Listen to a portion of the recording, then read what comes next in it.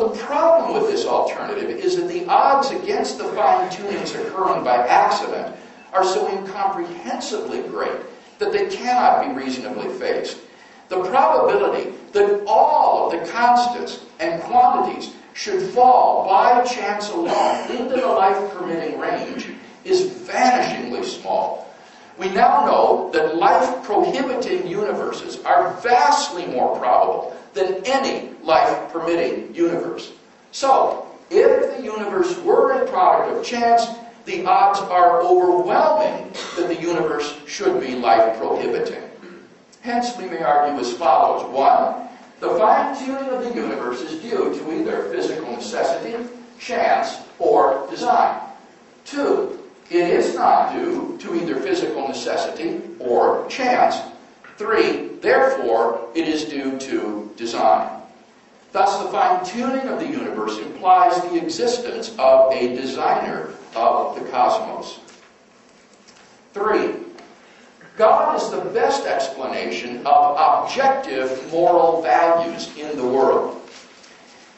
If God does not exist, then objective moral values do not exist. By objective moral values, I mean moral values which are valid and binding, whether we believe in them or not. Many theists and atheists agree that if God does not exist, then moral values are not objective in that way. Michael Roos, a noted philosopher of science, explains, "The position of the modern evolutionist," he writes, "is that morality is a biological adaptation, no less than our hands and feet and teeth. Considered as a rationally justifiable set of claims about an objective something, ethics is illusory. I appreciate that when somebody says, 'Love thy neighbor as thyself,' they think they are referring above and beyond themselves. Nevertheless, such reference is truly without foundation. Morality is just an aid to survival and reproduction, and any deeper meaning is illusory." Like Professor Roos, I just don't see any reason to think that in the absence of God, the morality evolved by Homo sapiens is objective. On the atheistic view, some actions, say rape, may not be socially advantageous, and so in the course of human development has become taboo.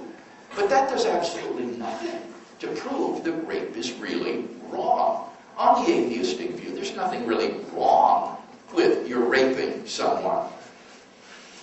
But the problem is that objective values do exist, and deep down, I think we all know it.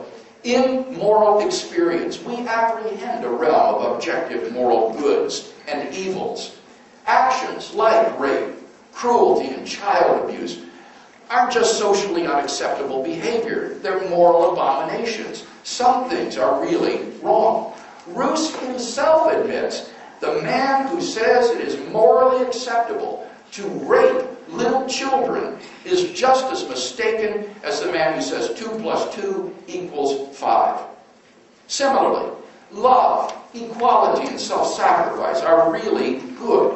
There's no more reason to deny the objective reality of moral values than the objective reality of the physical world. So, our argument can be summarized as follows. Premise 1. If God does not exist, then objective moral values do not exist. 2. But objective values do exist, from which it follows logically and inescapably that 3. Therefore, God exists. Number 4. The historical facts concerning the life, death, and resurrection of Jesus imply God's existence. The historical person, Jesus of Nazareth, was a remarkable individual. Historians have reached something of a consensus that Jesus came on the scene with an unprecedented sense of divine authority, the authority to stand and speak in God's place. He claimed that in himself the kingdom of God had come, and as visible demonstrations of this fact, he carried out a ministry of miracles and exorcisms. But the supreme confirmation of his claim was his resurrection from the dead. If Jesus really did rise from the dead, then it would seem that we have a divine miracle on our hands and thus evidence for the existence of God. Now, most people would probably think that the resurrection of Jesus is something you just believe in by faith or not. But there are actually 3 established facts recognized by the majority of historians today, which I believe are best explained by the resurrection of Jesus. Fact number 1. On the Sunday after his crucifixion, Jesus' tomb was found empty by a group of his women followers. According to Jakob Kramer, an Austrian specialist in the study of the resurrection, by far most scholars hold firmly to the reliability of the biblical statements about the empty tomb. Fact number 2. On separate occasions, different individuals and groups saw appearances of Jesus alive after his death. According to the prominent New Testament critic Gert Ludemann, it may be taken as historically certain that the disciples had experiences after Jesus' death in which Jesus appeared to them as the risen Christ. These appearances were witnessed not only by believers, but also by unbelievers, skeptics, and even enemies. Fact number 3. The original disciples suddenly came to believe in the resurrection of Jesus, despite every predisposition to the contrary. Jews had no belief in a dying, much less rising, Messiah, and Jewish beliefs about the afterlife precluded anyone's rising from the dead to immortality before the end of the world. Nevertheless, the original disciples came to believe so strongly that God had raised Jesus from the dead that they were willing to go to their deaths in attestation to this belief. N.T. Wright, an eminent New Testament scholar, concludes, "That is why, as an historian, I cannot explain the rise of early Christianity unless Jesus rose again, leaving an empty tomb behind him." Attempts to explain away these 3 great facts, like the disciples stole the body or Jesus wasn't really dead, have been universally rejected among contemporary scholarship. The simple fact is that there just is no plausible, naturalistic explanation of these 3 facts. And therefore it seems to me that the Christian is amply justified in believing that Jesus rose from the dead and was who he claimed to be.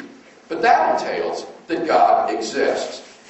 And thus we have a good inductive argument for the existence of God based on the resurrection of Jesus.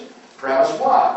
There are 3 established facts concerning the fate of Jesus: his empty tomb, his post-mortem appearances, and the origin of the disciples' belief in his resurrection. 2. The hypothesis God raised Jesus from the dead is the best explanation of these facts. 3. The hypothesis God raised Jesus from the dead entails that the God revealed by Jesus exists. 4. Therefore, the God revealed by Jesus exists. Finally, number 5, God can be personally known and experienced. This isn't really an argument for God's existence. Rather, it's the claim that you can know that God exists wholly apart from arguments, simply by personally experiencing him. This was the way people in the Bible knew God. As Professor John Hick explains, God was known to them as a dynamic will, interacting with their own wills, a sheer given reality, as inescapably to be reckoned with as destructive storm and life-giving sunshine. To them, God was not an idea adopted by the mind, but an experienced reality which gave significance to their lives. Now, if this is so, then there's a real danger that arguments for God could actually distract our attention from God himself. If you're sincerely seeking God, then God will make his existence evident to you. The Bible promises, draw near to God, and he will draw near to you. We mustn't so focus on the external arguments that we fail to hear the inner voice of God speaking to our own hearts. For those who listen, God becomes an immediate reality in their lives. In conclusion, then, we've seen 5 good reasons to think that God exists. 1, God is the best explanation of the origin of the universe. 2, God is the best explanation of the fine-tuning of the universe for intelligent life.